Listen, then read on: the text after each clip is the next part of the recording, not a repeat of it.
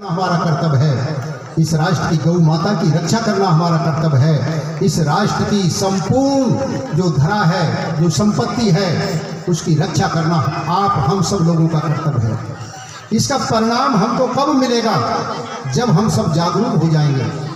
हम कहीं गहरी नींद में ना सो जाएं कि हम तो 3 दिन की परिक्रमा कर आए, अब तो हमने विजय का डंका बजा दिया, अब तो हम विजय प्राप्त कर आए।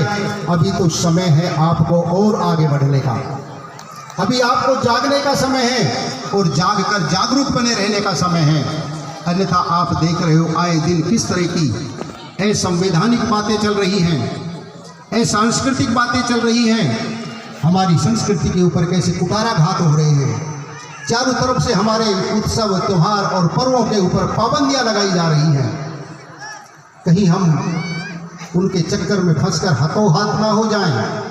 हम उत्साहित बने रहें। उसके लिए राष्ट्र की रक्षा के लिए आप हम सब लोगों को एक होकर चलना होगा। हमारा एक संविधान हो, हमारी एक शिक्षा हो, हमारा एक सारा का सारा जीवन पद्धति जीने का तरीका हो, और वो तरीका है केवल और केवल वेद के माध्यम से जीने का तरीका है। वेदा महंतम पुरुषम महंतम आदित्य वर्णम तम से परस्ता त्वमेव विदित्वा की मृत्यु वेति नान्या पंथा विदते अनाय। जो दूसरे अनेक प्रकार के रास्ते हैं सुख प्राप्त करने के, वो आपको सुख प्राप्त नहीं करा सकते। मैं आपसे कुछ प्रश्न करना चाहता हूँ माता बहन बेटियों, आप सब सुख चाहते हो या दुख चाहते हो? सब सुख चाहते हो ना? ये ऊपर वाले भी कह रहे हैं सब सुख चाहते हैं। चाहते तो सारे संसार के जीव जंतु वृक्ष आदि सब सुख हैं, लेकिन सुख मिल नहीं रहा है। और कारण जानना होगा। कार्य हो रहा है किसका? दुख का। तो दुख के कारण को जानना होगा, और दुख का कारण है अविद्या, अज्ञानता, हमारी आपसी फूट, हमारी आपसी जो जातिवाद, हमारा ऊंच नीच का भेदभाव, हमारी आपस की जो बंटवारा हो रहा है, यही हमारे दुख का कारण है। महर्षि दयानंद ने दुनिया के लोगों को एक संदेश दिया कि वे लौटो वेदों की ओर। तो वेद हमारे क्या है? वेद हमारी जानकारी का मूल स्रोत है। वेद हमारी संस्कृति की प्रथम पुस्तक है। वेद में किसी राजा रानी की कहानी नहीं है। वेद में सुख प्राप्त करने का और ये सारे संसार के पदार्थों का भोग कैसे किया जाए और इस आत्मा का कल्याण करके हम मोक्ष को, दुखों से कैसे छुटकारा प्राप्त करें, ये सारा ज्ञान है। इसलिए मैं आपके सामने थोड़ी सी बात करूंगा। गायत्री मंत्र मैंने बोला, गायत्री मंत्र में बुद्धि की प्राप्ति की जाती है, बुद्धि की याचना की जाती है। और जिस व्यक्ति के पास बुद्धि होती है वही व्यक्ति समझ लेता है कि दुख क्या है और सुख क्या है, धर्म क्या है, अधर्म क्या है, पाप क्या है, पुण्य क्या है, मैं स्वयं क्या हूँ, ये दिखने वाला संसार क्या है, और ये सारी क्रियाएं जो हो रही है दुनिया के अंदर, इन्हें करवाने वाला कौन है। ये बुद्धि का खेल है माँ बहन बेटियों, युवा साथियों।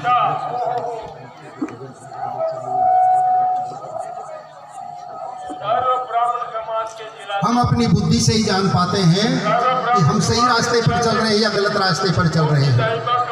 आपके हमारे सबके अंदर वो प्यारा प्रभु परमात्मा निवास कर रहा है। जितने भी जीव जंतु हैं सबके अंदर वो प्यारा प्रभु परमात्मा, जिसे हम कहते हैं कि हरि व्यापक सर्वत्र समाना प्रेम से प्रकट होत में जाना, वो परमात्मा सबके अंदर है। उसकी अनुभूति हमें करनी है, और अनुभूति करने का केवल और केवल यही मानव तन है, दूसरा रास्ता नहीं है।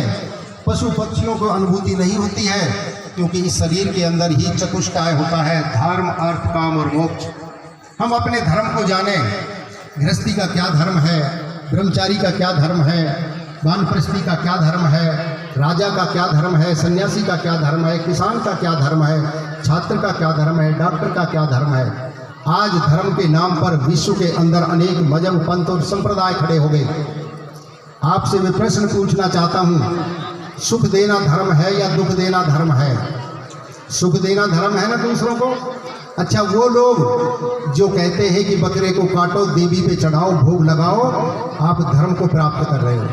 वो लोग बकरे को काटो, उससे पहले कुछ आयत पढ़ लो, और वो भी कहते हैं अब ये भी धर्म है।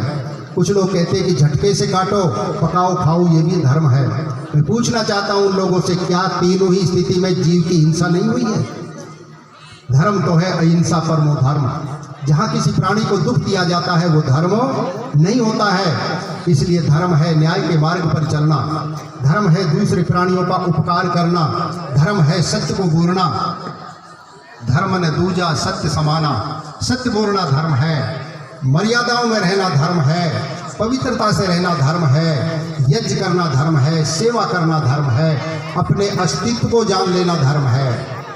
इसलिए समय थोड़ा है, आप सब लोगों के बीच में जो समय मिला, मैं आपसे यही निवेदन करता हूं कि परमात्मा आपके जीवन में सुख और आपके जीवन में शांति, आपके परिवार में उत्तम संतान का निर्माण हो और आप सब अच्छे स्वास्थ्य के साथ अपना जीवन जिएं। एक बात कहकर मैं आपसे अपनी बात को पूर्ण करता हूं। प्यारे प्रभु परमात्मा का ध्यान करना चाहिए, परमात्मा का ध्यान करना चाहिए, वेद का ज्ञान करना चाहिए, यज्ञ का अनुष्ठान करना चाहिए, राष्ट्र हित उत्तम संतान का निर्माण करना चाहिए और अपने कर्तव्य का ज्ञान करना चाहिए कि मैं कर क्या रहा हूँ। मैं जो कर रहा हूँ उस कर्म को करते वक्त अगर हर्ष उल्लास प्रसन्नता हो रही है तो समझो कर्म धर्म का है, और जिस कर्म को करते वक्त मुझे भय लज्जा और शंका हो रही है तो समझो ये कर्म नहीं करना चाहिए। ये हमें कौन करा रहा है? ये परमात्मा अंदर से आदेश करा रहा है। झूठ बोलते हैं हमें डर लगता है, भ्रष्टाचार, व्यभिचार, अनाचार, दुष्टाचार, पाखंड, जो भी कुछ गलत काम करते हैं तो सबको डर लगता है।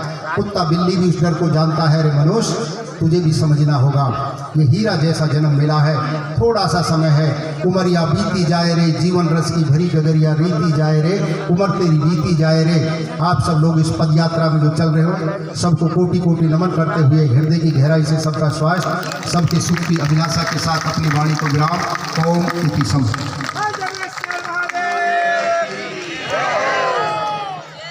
हेलो।